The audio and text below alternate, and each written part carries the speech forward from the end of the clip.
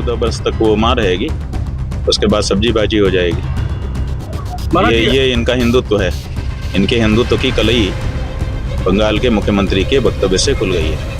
क्या बीजेपी का हिंदुत्व सिर्फ चुनावी मंचों तक सीमित है? क्या गौ माता के नाम पर राजनीति करने वालों की असल सोच अब सामने आ गई है? और क्यों एक शंकराचार्य ने ऐसा बयान दिया जिसने पूरे राजनीतिक गलियारों में भूचाल ला दिया है? आज की खबर में आपको बताएंगे कि कैसे बकरीद की कुर्बानी से शुरू हुआ विवाद अब बीजेपी बनाम शंकराचार्य की लड़ाई में बदलता नजर आ रहा है। सबसे पहले नमस्कार, आप देख रहे हैं न्यूज गंगा, मैं हूं आपके साथ अंकिता।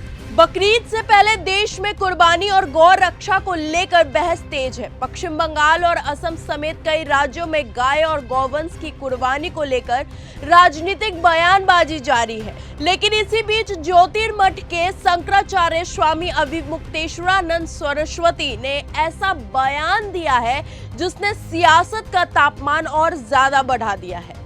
गौविष्टि गौ रक्षा धर्म यात्रा के दौरान उत्तर प्रदेश के हमीरपुर पहुंचे शंकराचार्य ने बीजेपी नेताओं और सरकारों पर निशाना साधते हुए कहा कि कुछ लोगों के लिए गाय सिर्फ 14 साल तक मां रहती है, उसके बाद वही गाय सब्जी भाजी बन जाती है।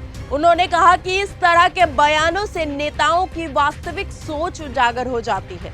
यही नहीं, शंकराचार्य ने गौ माता को राष्ट्रीय माता घोषित करने की मांग को लेकर भी बीजेपी पर सवाल उठाए हैं। उनका कहना था कि देश का बड़ा वर्ग गाय को माता मानता है, लेकिन सत्ता में बैठे लोग इस विषय पर खुलकर बोलने से बच रहे हैं। उन्होंने दावा किया कि अगर देश का बहुसंख्यक समाज गायों को माता मानता है तो सरकार उसे सिर्फ पशु की श्रेणी में क्यों रखे हुए है। महुआ और बुंदेलखंड के अन्य इलाकों में भी शंकराचार्य लगातार यही मुद्दा उठाते नजर आए हैं। उन्होंने कहा कि भारत की संस्कृति में गाय को हमेशा माता का दर्जा दिया गया है और उसे पशु कहना परंपरा और आस्था दोनों के खिलाफ माना जाएगा। देश का कोई वर्ग नहीं है जो ये बात ना उठा रहा है।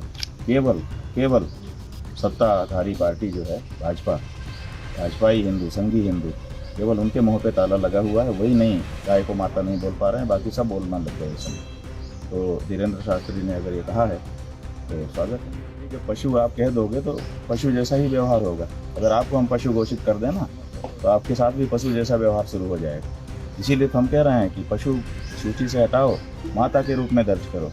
देखिए कितना परिवर्तन आ जाता है। आप करके तो देखो। जब तक गाय को माता माना गया इस देश में, तब तक ये देश सोने की चिड़िया भी था और समृद्ध भी था, दूध की नदियाँ बहती थीं। अब आज आपने अंग्रेज़ों के ज़माने में कैटल में डाल दिया, पशु सूची में डाल दिया। अब अंग्रेज चले गए, आज तक इसका सुधार क्यों नहीं सरकारें कर रही हैं? अंग्रेज़ों ने पशु में रखा था ना।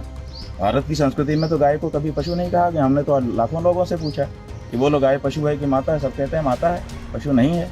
तो फिर जब देश की सरकार कहती है कि हम बहुमत के आधार पर निर्णय करते हैं, तो देश का बहुसंख्यक समाज जब कह रहा है कि गाय पशु नहीं है माता है, तो आखिर इन सरकारों को क्या दिक्कत हो रही है? क्यों ये गाय को माता कहकर नहीं पुकार रहे हैं? शंकराचार्य के इस बयान को विपक्ष ने भी तुरंत लपक लिया। आम आदमी पार्टी के राज्यसभा सांसद संजय सिंह ने सोशल मीडिया पर वीडियो साझा करते हुए बीजेपी पर हमला बोला। उन्होंने कहा कि अब बीजेपी की कलई खुल चुकी है और गौ माता के नाम पर राजनीति करने वालों की असलियत सामने आ रही है। दिलचस्प बात यह है कि शंकराचार्य ने भी कहा कि अगर कुछ मुस्लिम संगठन भी गाय को राष्ट्रीय माता का दर्जा देने की मांग का समर्थन कर रहे हैं, तो फिर खुद को हिंदुत्व का सबसे बड़ा पक्षधर बताने वाले नेता पीछे क्यों हट रहे हैं। अब सवाल यही है कि क्या एक तरफ बकरीद की कुर्बानी को लेकर देश भर में बहस चल रही है, तो दूसरी तरफ शंकराचार्य के इन बयानों ने बीजेपी के हिंदुत्व मॉडल पर नए सवाल खड़े कर दिए हैं। विपक्ष इसे बड़ा राजनीतिक हथियार बना चुका है, जबकि सत्ता पक्ष की ओर से अब तक इस पर कोई बड़ा जवाब सामने नहीं आया है। तो क्या गौ रक्षा का मुद्दा अब बीजेपी के लिए ही मुश्किल खड़ी करेगा, या फिर राष्ट्रीय माता की मांग आने वाले दिनों में नया राजनीतिक आंदोलन बनेगी? और क्या शंकराचार्य के सवालों का जवाब सरकार दे पाएगी? आप क्या सोचते हैं? आपकी क्या राय है? अपनी राय कमेंट बॉक्स में हमें जरूर बताएं। अगर आपको यह हमारा वीडियो पसंद आया हो तो इसे लाइक और शेयर करना बिल्कुल ना भूलें। साथ ही हमारे चैनल न्यूज गंगा को सब्सक्राइब और फॉलो जरूर करें ताकि देश और दुनिया की हर बड़ी खबर आप तक सबसे पहले पहुंचे।